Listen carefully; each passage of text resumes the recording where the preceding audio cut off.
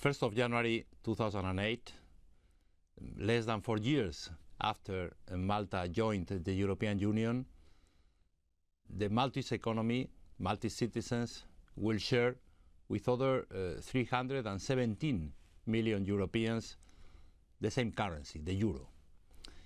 The euro offers a big opportunity, a lot of good opportunities to increase growth, to have a more stable economy, lower prices, lower interest rates, better conditions for growth and for the welfare of all the citizens of Malta.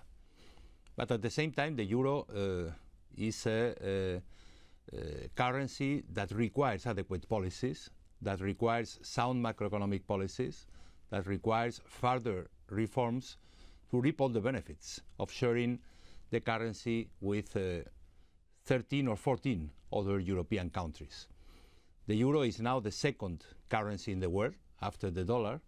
The euro is providing us stability, is protecting us against external shocks, but at the same time is asking us for some discipline, for some rigor when fighting against price increases, when fighting against public deficits, when fighting against low productivity.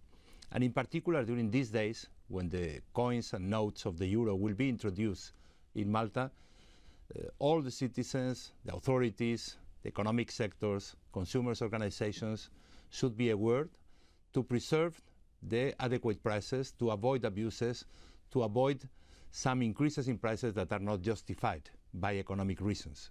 In other countries, this was possible. In some other countries, because they were not well prepared, there were some abuses. I'm sure that the Maltese economy, that the Maltese authorities, that the Maltese citizens will succeed again in this extraordinary good opportunity to assure a better future for all your citizens.